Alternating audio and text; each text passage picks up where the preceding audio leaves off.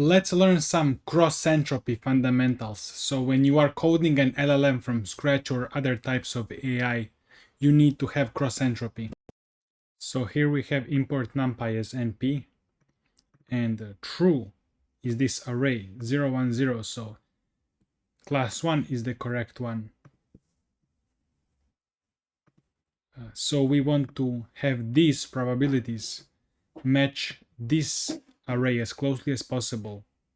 So it's already kind of matching closely because this is the highest number close to 1 and these are low close to 0.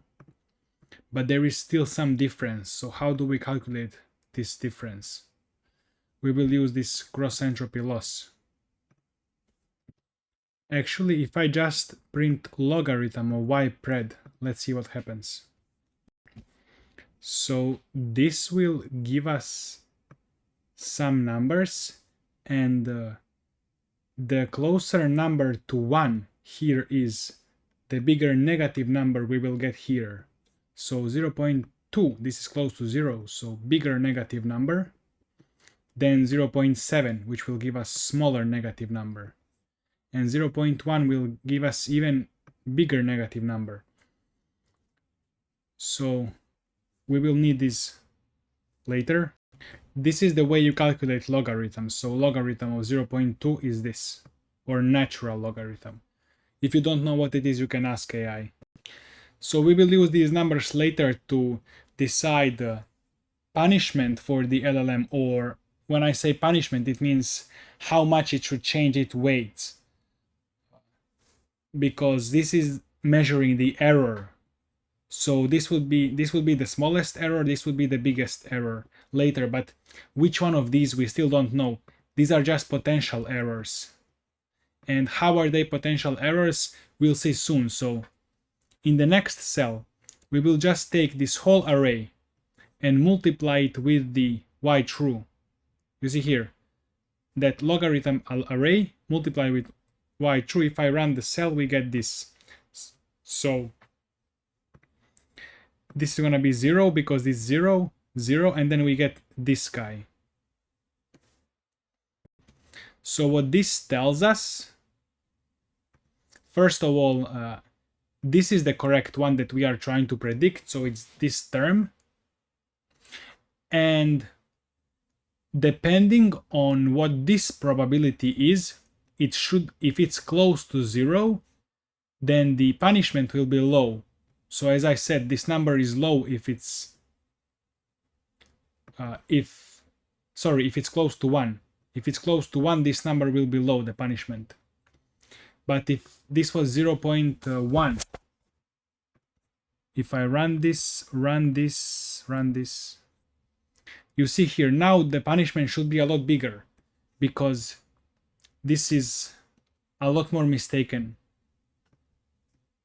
So that's how we calculate this error.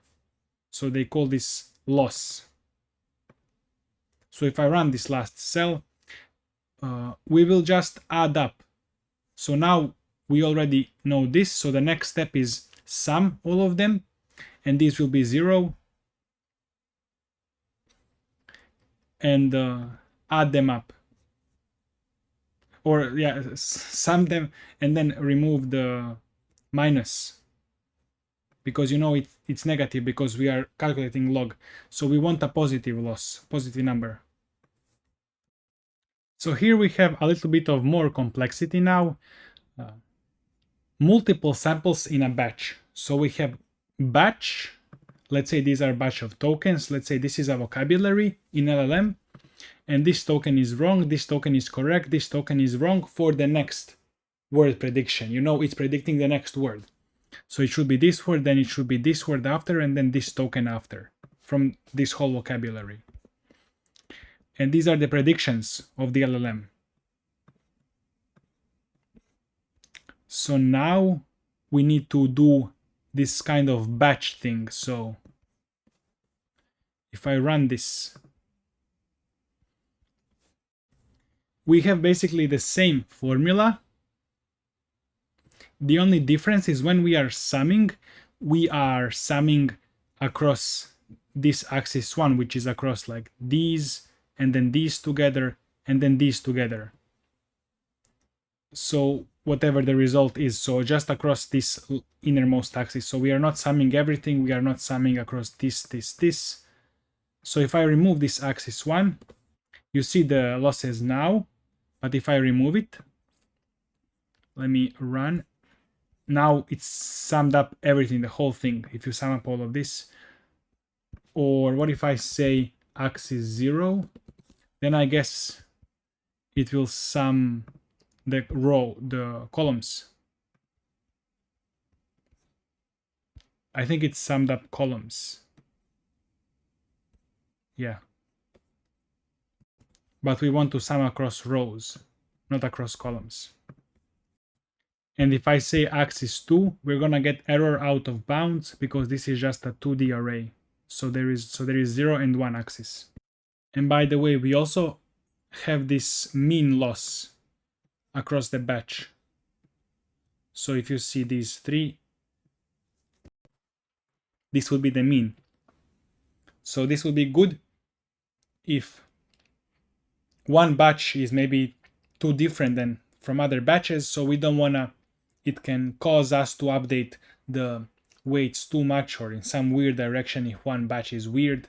So taking mean of multiple batches will help us mitigate those issues where one batch is completely weird and would cause some weird updates. And when I say weird updates, I mean like bad updates for our neural network that would harm other batches, prediction of other batches, because this batch might be just completely unique and different and does not apply generally, would just mess up the general case. Let's see, next simple step, adding a small numerical stability term.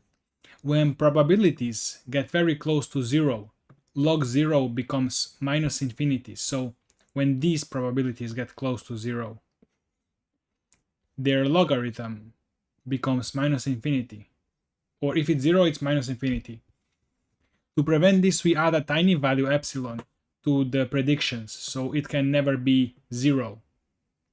So this is e to the minus 10 to the minus 15. So it's very small number, 0.0000 and 15 numbers behind the decimal point. Clip predictions to avoid log 0.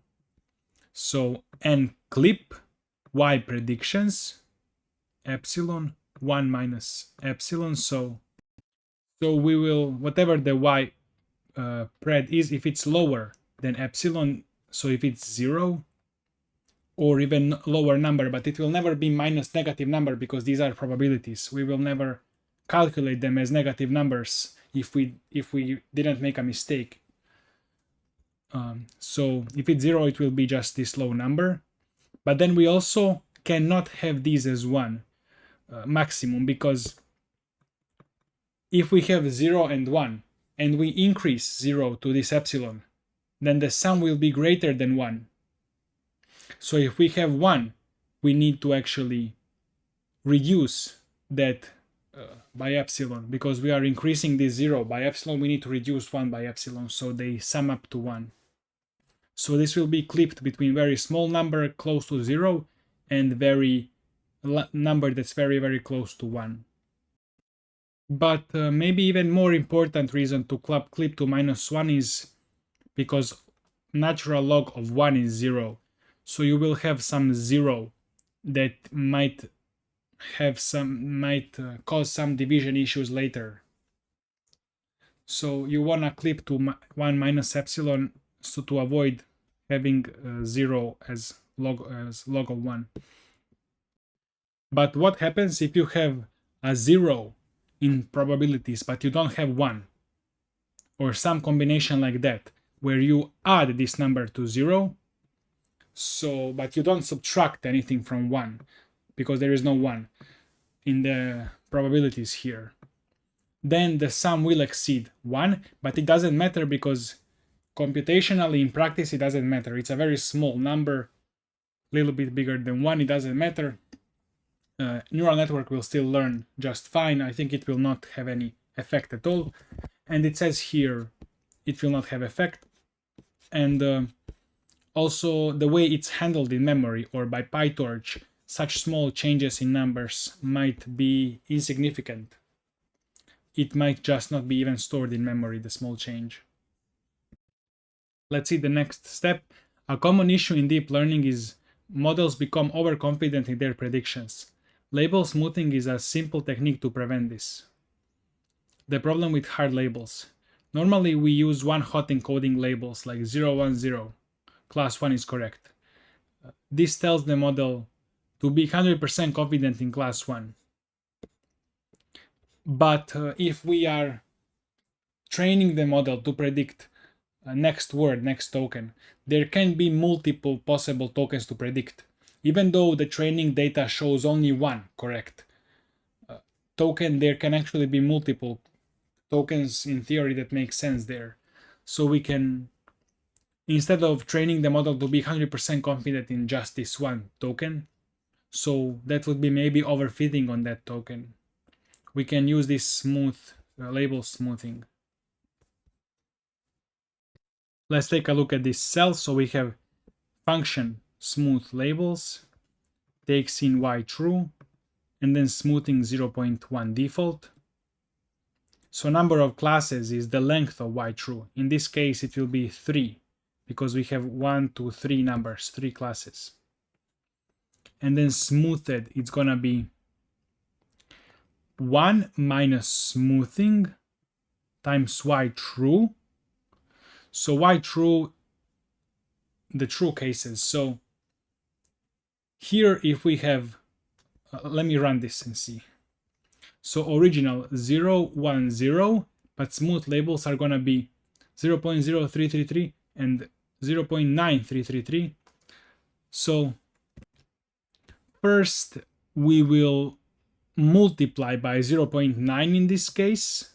So the y true times 0.9, which is gonna be 0.90.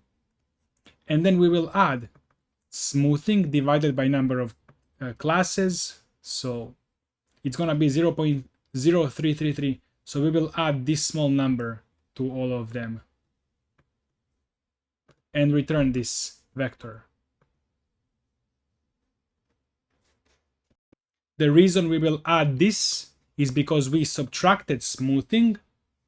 So we need to add this value back so it keeps, like the sum keeps to be 1. So if we just subtract, then the sum will be 0.9 in this case. So we need to add this back so the sum remains at 1. It's explained here. That's a quick video for today. I have to go now, but we will continue with learning Triton, coding cross entropy, and etc. Thank you for watching. See you next time.